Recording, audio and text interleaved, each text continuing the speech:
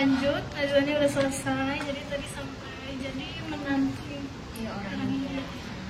Terus kayaknya kalau untuk menantu orang India nggak akan ada bedanya ya, cuman tergantung kita bagaimana menyesuaikan diri, pandai-pandainya kita membaca orang, pandai-pandainya kita bersikap, itu kayaknya berlaku untuk menjadi menantu di semua negara. Cuman memang ada kebudayaan India ini yang sedikit kita bilang agak kurang baik ya, karena menantu India itu rata-rata kerjanya kayak yang bisa dikatakan berat lah, kayak dia tuh gak hanya ngurusin suami tapi juga orang tua suami dan seluruh keluarga yang tinggal di satu atap dengan mereka. Kalau kamu menikah sama Indian itu sebenarnya harus stay dan tinggal bersama kedua orang tua, itu wajib banget sebenarnya. Pindah rumah. Iya, akhirnya aku minta karena kenapa dari hospitalnya suamiku sekarang udah pindah ya ke sebelah rumah. Cuma di hospital yang dulu jaraknya kalau tembus ke rumah itu dia dalam keadaan dia pulang jam 1 jam 2 pagi, dia nyetir sendirian. Dalam tempo waktu yang 40 menit sampai 1 jam, belum lagi kalau ada festival gitu kan, jalan ditutup dan dia harus mutar. Pernah dia itu pulang jam 11 malam tapi dia sampai rumah jam 5 pagi hanya karena ada satu festival dan dia harus muter untuk cari jalan pulang. Akhirnya aku bilang enggak, kita pindah, kita deketin rumah sakit kamu, karena suami juga jadi nggak maksimal gitu loh, capek di jalan, terus pagi juga dia berangkat macet-macetan gitu kan. Itu sih sebenarnya alasan pertama, bukan karena aku ingin lepas dari keluarga suamiku, enggak sama sekali, enggak kayak gitu. Cuman alasan yang mendasar itu benar-benar aku tuh habis pikir dia pulang keluar rumah sakit itu jam 11 malam, dia sampai rumah tuh bisa jam 5 pagi. Itu waktunya bener-bener yang enggak, ini udah nggak ada jalan lain, kita harus pindah dekat dengan rumah sakit kamu, aku bilang. Karena kan rumah mertua agak pinggir kota ya, sedangkan rumah sakit suami itu di pusat kota gitu. Jadi kita harus pindah ke sana gitu. Terus aku bilang ya udah, kalau emang sudah pindah ayo pindah. Cuma kalau emang udah pindah enggak. Pokoknya kita pindah tuh untuk kebaikan bersama lah saat itu gitu. Aku tuh sempat tinggal sama mertua cuma 1 tahunan nih. Tapi sampai sekarang kan tadi katanya kalau tinggal di rumah itu harus masak. Pasti. Itu kalau sekarang mungkin udah bisa ya masak. Sekarang udah, alhamdulillah, masakan India, masakan Indonesia, masakan Jepang, hayu. Nah itu kalau awal gimana, kan belum bisa masak. Waktu awal kan aku udah bilang sebulan pertama itu aku nggak masak sama sekali. Tapi aku kan lihat, aku diajarin sama adik-adikku, sama ibuku gimana cara bikin biryani, gimana cara bikin kari-kari. Jadi aku keep learning sih saat aku belum masak sendiri itu. Dari situ ya belajarnya. Tadi juga aku India itu kayak gitu ya, ternyata pestanya 7 hari, pokoknya lama. Terus jadi menantu India tuh kayak gitu, ada show. Iya, ada show.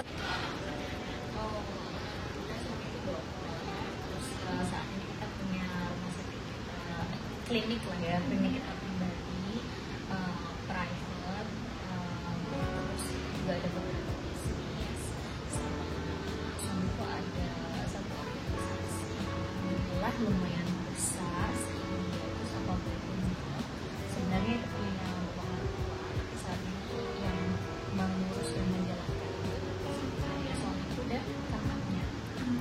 Nah terus Mbak Dian ini kan nikah sekarang tinggalnya di Hyderabad. Nah itu kan pasti nih, misalkan ya, misalnya teman-temanku misalkan, atau ini yang nonton misalkan mau nikah dengan foreigners gitu. Nah itu pasti yang dipikirin nih, aku juga ya, tapi aku gak mau sih kalau bisa jangan. Karena yang aku takutin itu gimana ketemu orang tua, pulangnya ketemu keluarga itu gimana. Apa Mbak Dian sering, kalau Mbak Dian sih kalau aku lihat sering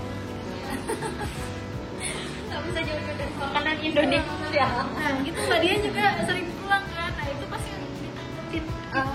Sebenarnya gini sih, kalian harus sadar dulu apa konsekuensi dari menikah.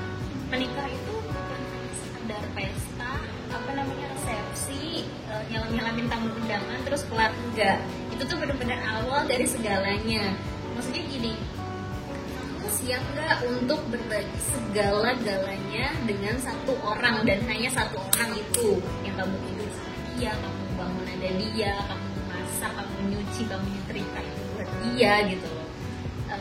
Jadi nggak, coba kalau misalnya mau menikah, dimatangkan dulu nih mindsetnya menikah itu seperti apa. Jangan dilihat yang enak-enaknya aja, karena kalau kita lihat yang enak-enaknya aja, setahun 2 tahun udahan, paling bosen atau apa segala macam, kita nggak tahu kita berjalan baik. Cuman kalau misalnya kamu udah tahu mindsetnya, kalau kamu menikah kamu cuman mengejar misalnya ridhonya Allah, amin insyaallah, atau kamu ingin berbakti sama suami, ingin masuk surga dengan jalan ridhonya suami, insyaallah, itu juga salah satu motivasi terbesar aku sih, kenapa aku bisa bertahan dan berjalan mulus aja gitu tanpa ada hambatan yang berarti ya dari situ. Karena mindset kita tuh harus diubah, bukan sekedar kita menikah, kita punya pasangan, terus kita punya anak, selesai, nggak seperti itu. Gimana caranya kita bisa menuntun berjalannya rumah tangga kita itu mencapai keridhoannya Allah kayak gitu. Karena kita bisa dibilang sebenarnya dalam kepalanya adalah suami, tapi nakodanya ibarat kapal yang pegang kendali dan setir itu istri. Karena kalau istri dia nggak bisa memindset pikiran dia untuk berjalan bersama dalam sebuah keluarga. Kita nggak tahu akan jadi kayak apa, karena akar dari segala-galanya itu sebenarnya istri.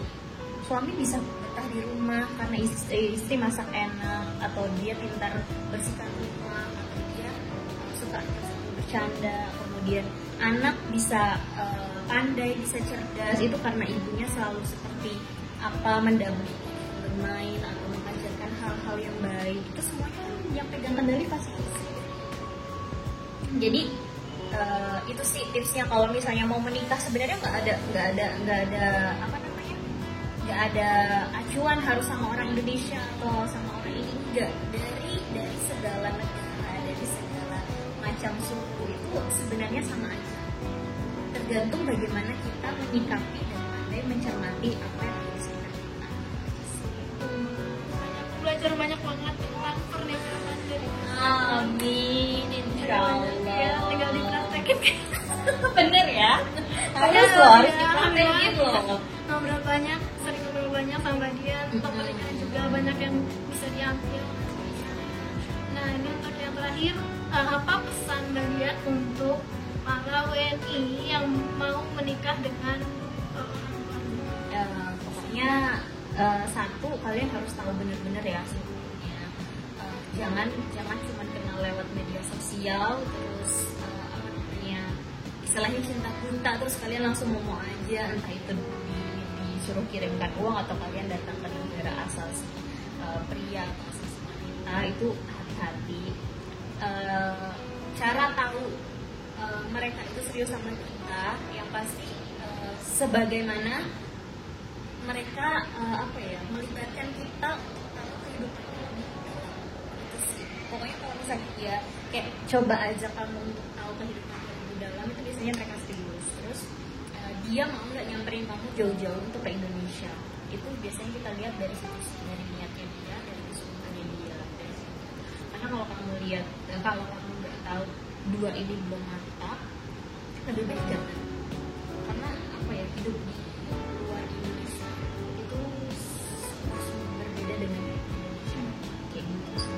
Jadi itu akhir video kita kali ini. Ya, ini sudah di penghujung video. Selesai. Dan mungkin nanti habis ini aku bakal pulang. Iya, sedih. Tapi aku tetap buka kolom komen kalau kalian mau tanya-tanya lebih jauh ya tentang gimana nikah dengan foreigner dan kehidupan di India, boleh tetap komen di bawah. Subscribe and like. Bunyikan tanda lonceng. Nonton ya gitu. Ya pokoknya boleh komen, boleh tanya-tanya, dan nanti kalau aku ketemu sama dia lagi di Indonesia. Amin. Kalau kita harus liburan bareng. Pasti kita nanti ketemu lagi lah pasti. Di Indonesia nanti kita bikin video kalau ada pertanyaan ya kalau ada pertanyaan. Boleh saat itu yang banyak pertanyaan. Oke, terima kasih banyak. Bye. Assalamualaikum.